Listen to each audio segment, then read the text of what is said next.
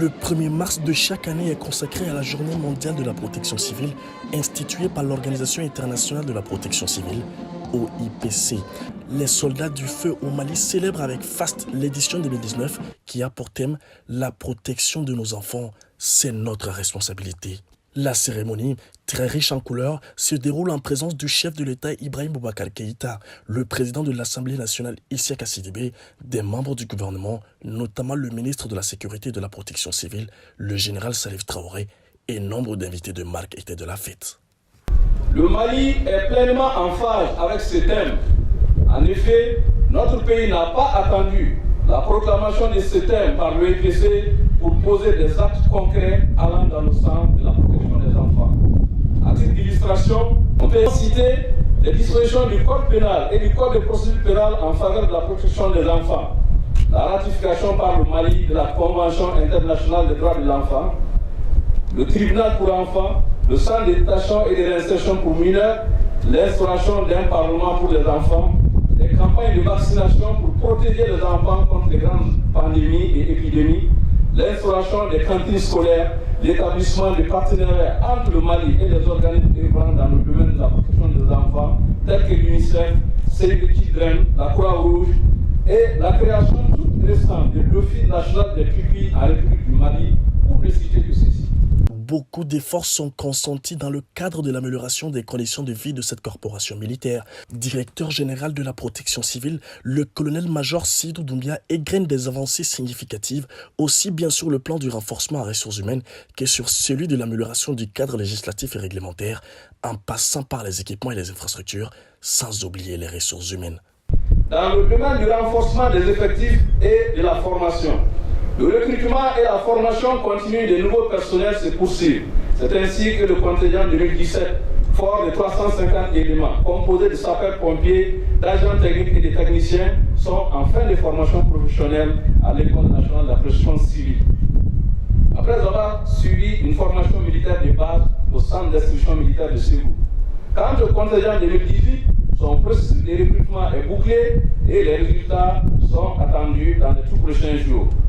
Il convient de noter la particularité de ce recrutement, due à son caractère déconcentré, donnant une large autonomie aux autorités régionales dans la conduite du processus et le choix des candidats parmi les jeunes de leur localité. Cette innovation, introduite par le ministre de la Sécurité et de la Protection civile, le général de division Salif Traoré, a permis d'optimiser les quotas par région. Ce processus de recrutement annuel devra porter l'effectif du personnel de la protection civile à environ 4000 éléments à l'horizon 2021 contre 1200 en 2015.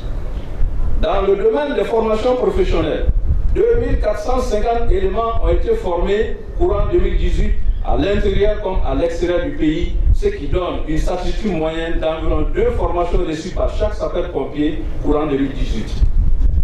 Dans le domaine de la logistique, la Direction générale de la protection civile a bénéficié du 1er mars 2018 au 1er mars 2019 de la dotation de 15 ambulances, dont 5 semi-médicalisées, 16 véhicules de commandement et de liaison, 2 fourgons-pompes, 2 fourgons camions incendie, une capacité de 10 000 litres chacun. Tous réalisés sur le budget d'État. Au titre de la coopération, il a été réalisé 4 ambulances et 2 véhicules pour les secours nautiques par le Japon. 2 véhicules d'intervention avec chacun à son bord un lot de matériel de désincarcération, un centre de coordination des opérations à la Direction générale de la protection civile par l'Union européenne. D'autres partenaires et ONG ont fourni des matériels et équipements divers pour appuyer les efforts de l'État, qui trouvent ici notre profonde reconnaissance et nous comptons sur eux pour leur accompagnement. Malgré des efforts consentis par l'État, l'année écoulée a été marquée par l'augmentation des interventions. C'est ainsi qu'en 2018, les unités de protection civile ont effectué 19 925 interventions contre 16 941 en 2017. Ces interventions ont essentiellement porté sur les accidents de la voie publique, les inondations, les incendies, les attentats terroristes, les noyades, les découvertes de corps sans vie, les chavirements de pirogues, les personnes tombées dans les puits, les faits d'animaux, les pollutions, les secours à personnes, les effondrements d'immeubles, les fausses alertes, pour ne citer que ceci. Les perspectives de 2019 tournent autour de la poursuite des actions posées courant 2018, à savoir le maillage du territoire national par la création d'unités, notamment les unités de secours, postes de secours routiers, postes de secours fluviaux pour répondre aux besoins de nos populations qui vivent pour la plupart sur les cours d'eau. Sur le plan opérationnel, nous notons avec beaucoup de satisfaction l'ouverture des portes de secours routiers de Guigéni, Bouré-Malé, Diboli, La, Zégoua et Manakoro, Zégogi et Salamourouba, ainsi que les unités fluviales de Kaye, Massina, Ténémou et Iwaru sont également programmées. En termes de perspective, la protection civile, par le biais de sa direction générale, ambitionne. Cette montée en puissance remarquable et cette performance de la protection civile de notre pays est non seulement le résultat tangible des efforts immenses consentis par l'État et l'accompagnement des partenaires, mais elle a été aussi rendue possible grâce à l'implication personnelle du ministre de la Sécurité et de la Protection civile, le général de division Salif Traoré, qui nous a toujours donné des directives claires, redressé nos erreurs et nous a très souvent suivis sur le terrain, comme à l'occasion de l'ouverture des unités de Djidjeri, Diboli, Bouré-Malé, Zégoua, Manakoro et à Ségou auprès des recrues sapeurs-pompiers en formation militaire, sans oublier ces contrôles inopinés de notre dispositif pour vérifier son efficacité. Merci Moalina pour votre diversité.